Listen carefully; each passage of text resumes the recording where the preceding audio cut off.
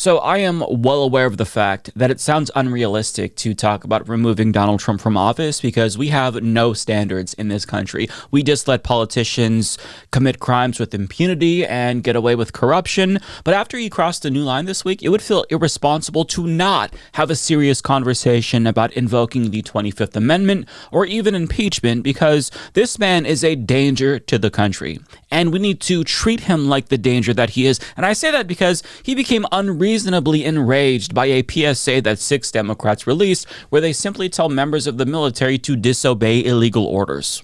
Now, to be clear, when I say that he became enraged, what I mean is that he called for the execution of these Democrats. But before we get to his response, here's a portion of the PSA in question. The threats to our Constitution aren't just coming from abroad, but from right here at home. Our laws are clear. You can refuse illegal orders. You can refuse illegal orders. You must refuse illegal orders. No one has to carry out orders that violate the law or our Constitution. We know this is hard, And that it's a difficult time to be a public servant. But whether you're serving in the CIA, the Army, Our Navy, the Air Force, Your vigilance is critical. and know that we have your back. Now, this is actually really important because, as you all know, Trump is pitting the U.S. military against American citizens, and he's ordering ICE to violate laws. And they need to know that they will be held accountable for these crimes regardless if Trump says it's okay to commit them or not. And these Democrats are telling members of the armed services that they will protect them from Trump's wrath if they rightfully disobey an illegal order. But if they follow Trump down the path towards hell, they need to know that the whole "I'm just following orders" defense is not going to hold. During the Nuremberg tribunals, Nazis argued that low-level officers should be exempt from prosecution, seeing as how they were forced to serve as mere instruments of the regime, but that argument was rejected then, and it'll be rejected now.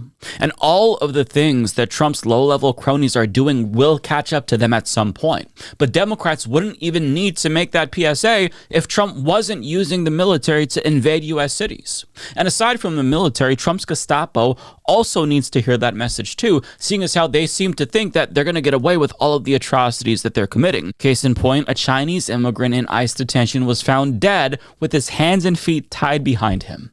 An American citizen in Charlotte was assaulted, then kidnapped by ICE, only to be dropped off 2 miles away after they realized they didn't have the right person. In fact, ICE has arrested and assaulted at least 170 U.S. citizens, likely due to racial profiling that the Supreme Court greenlit. And the reason why this Gestapo-like secret police force is becoming so tyrannical is because they were told by Stephen Miller that they have federal immunity. But it's important to remind members of the armed forces and federal agents that they are not above the law despite what Trump tells them.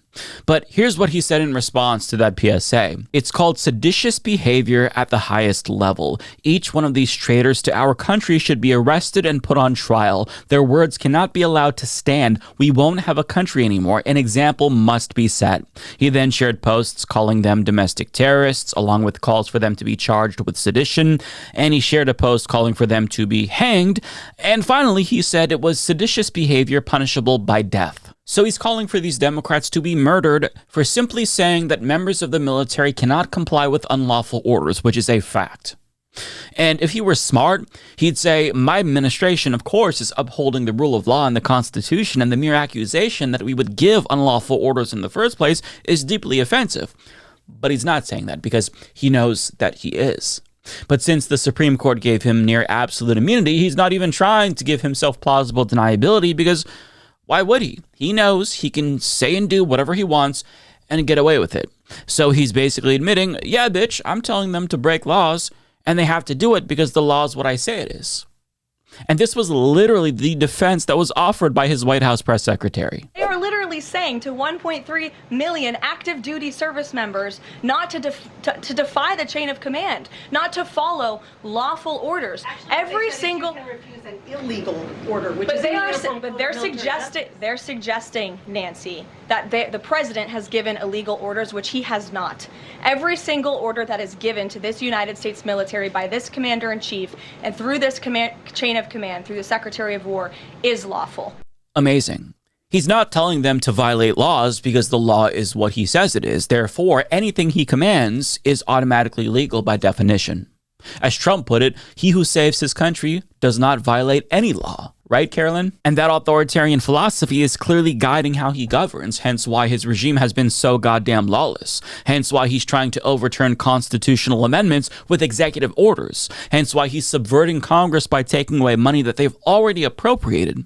And we haven't even touched on the brazen corruption and how he's violating the emoluments clause in a million different ways. Some More News actually put out an hour-long video detailing all of the ways that Trump is using the presidency to enrich himself. And the things they talk about, those are grounds for impeachment by themselves. But we haven't even mentioned the illegal bombing of fishing boats in the Caribbean.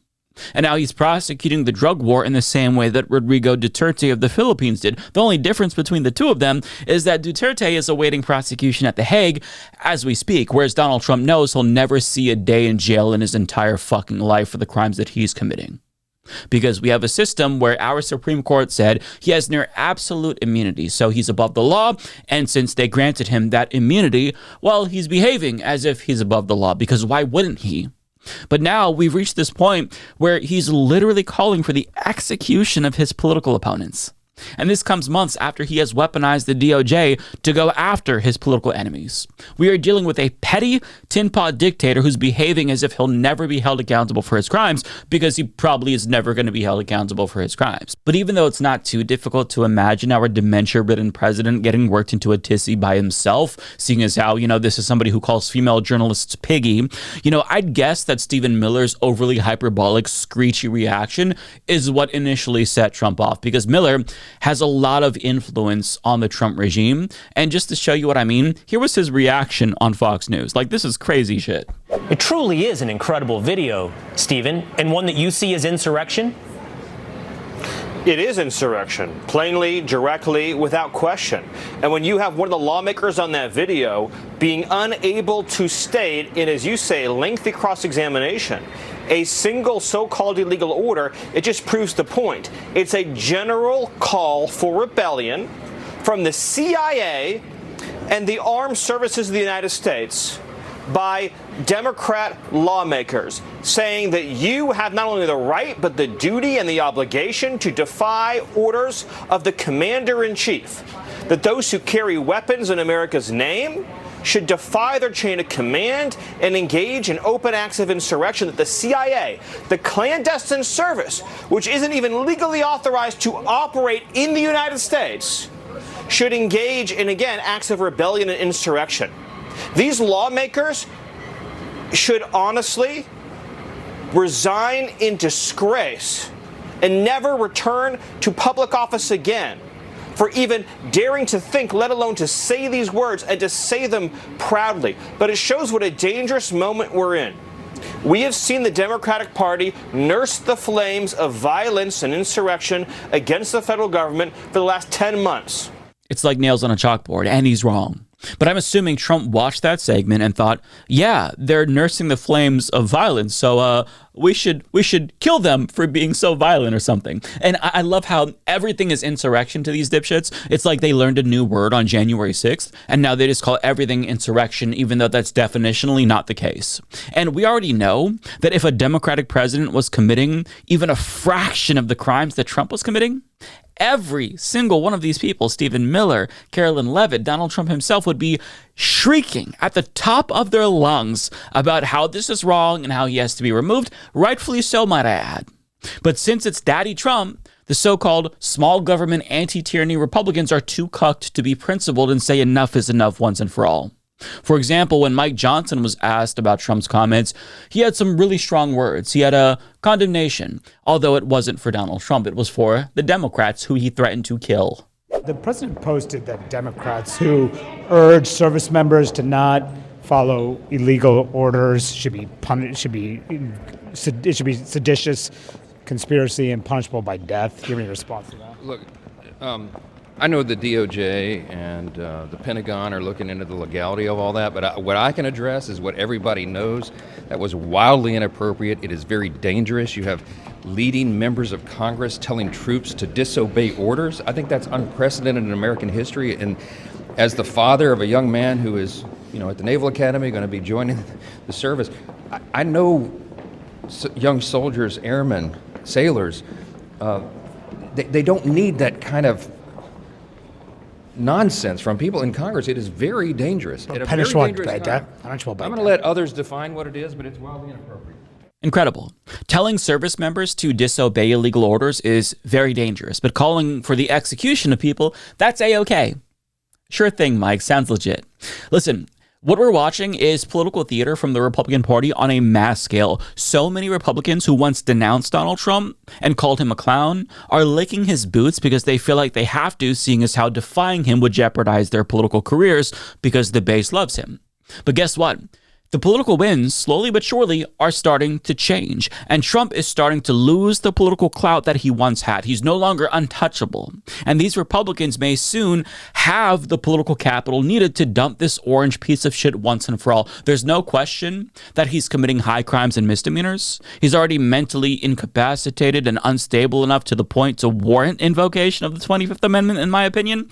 But the only thing missing right now still is enough political will to remove him. But Republicans might have to consider it in the near future before his toxic brand drags all of them down, because we still haven't seen what's in the Epstein files. And on top of that, a Fox News poll has him at his lowest point ever. His overall disapproval is at 58%, which is the highest it's ever been in a Fox News poll. Not to mention he's underwater on almost every issue, including healthcare, tariffs, the economy, foreign policy, even immigration. And the only issue he's a net positive on is the border. On the economy, which matters most to voters, he is a sinking ship. Even 42% of Republicans blame him for the current economic predicament. That is a large number for this party. Also, a plurality of respondents say that his policies hurt the economy. But get this, when it comes to views on affordability, 60% of the country say groceries increased a lot, with a total of 85% saying they increased overall. And the majority of Americans also believe that the costs of utilities, healthcare, and housing have also increased. These are the kinds of things that the party in power always gets blamed for. And a new Marquette University poll indicates that the GOP is indeed cooked, as CNN data analyst Harry Anton explains. These numbers should be truly frightening to Republicans. Why do I point it out? Why do I say that? Okay, Dems versus Republicans on the generic congressional ballot. If you look at all voters, this matches the average. You see Democrats up by 5 points. Okay, that's not a bad position, but it's not as strong as they were in the 2018 cycle at this point. But come over to this side of the screen. This is where it gets truly frightening for the GOP, because among those certain to vote, look at this. The Democratic advantage nearly doubles. We're talking about a 9-point advantage going from 5 to 9 points. And this matches with what we're seeing in other polls, which is huge Democratic enthusiasm. The reason it was surprising to me was I went back through the history books. I went back, okay, party more certain to vote by party identification. Early cycle midterm polls. Look at this. In 2006, Republicans said they were more likely to turn out. 2010, 2014, 2018, 2022. And then all of a sudden in the 2026 cycle, look at this. Democrats are the ones who say they're more likely to turn out and vote. So this does not match what we see historically. The idea that Democrats are more certain to vote is a new phenomenon. Polls underestimated the Democrats. In New Jersey, they underestimated the Democrat Mikey Sherrill by 8. In Virginia, they underestimated the Democrat Abigail Spanberger by 5. And that, in fact, was the biggest miss average in Virginia and New Jersey in an off-year election this century. You combine that with the generic ballot poll that we saw from Marquette University poll, Republicans should be running scared. Democrats should be ecstatic, because if this polling holds, it will be a huge November 2026 for Democrats. So there's reason to believe that the polling, which already looks great for Democrats, is still underestimating them, as good as it looks. Meaning that the backlash to Trump among Democrats is so intense, it could lead to a historic wipeout for Republicans in the midterms. And keep in mind, Democrats are putting up these kinds of numbers with how unpopular they still are, which really goes to show you how turned off people are to Donald Trump's regime just a year in. And these numbers are going to get worse if nothing changes. And on top of that, if the AI bubble bursts like we all expect it to, and we enter a recession or depression, that could be a catastrophic thing for the Republican Party, because the party in power, they always get blamed for economic woes. It's like a hot potato. The question is, when is it going to blow up? And it seems like Republicans are holding a ticking time bomb. And assuming Donald Trump handles that situation as shittily as we all expect him to, it's going to be even worse. So Republicans may soon be faced with a very difficult decision. They either have to go down with the sinking ship that is Donald Trump, or They can try to save face by throwing him under a bus and distancing themselves from his harmful policies, so that way rank and file Republicans aren't blamed for his economic failures. And I think that they're probably too chicken shit to make that kind of a move until his numbers fall below Bush 2 numbers. But things really are headed in that direction. And as hard as it is to imagine right now them abandoning him once and for all, trust me, these self-interested sacks of shit might have no choice but to abandon him if they want to save their own asses. And if they aren't willing to do that on their own volition, they will work up the courage once things get so bad that the donors call on them to abandon Donald Trump. I mean, none of us ever expected Biden to suspend his re-election campaign, but it wasn't until donors started to threaten to withhold funds that the Democratic Party started to take him seriously in terms of like him being a liability and having to do something about it. And it would be no different if donors demanded the same from the Republican Party, I can assure you. But, we shouldn't have to wait for the political landscape to change to hold a lawless president accountable for breaking laws and violating the Constitution. However, that's the sad state of affairs right now in this country. But given how unhinged he's becoming, things are only going to get worse if he continues to mentally deteriorate. So he needs to be removed from office as soon as possible for the good of the country, because we've tolerated so much bullshit from this rapist, criminal, con man insurrectionist. And at some point, we have to draw a line and say enough is enough. And I think that calling for the execution of your political opponents as president is a fair place to draw that line. Do yourself a favor and click the join button on YouTube to become a member. Because Mike's doing a great job. Getting to watch his videos before everyone else is tremendous. Many people are saying this. Join today, folks. You won't regret it.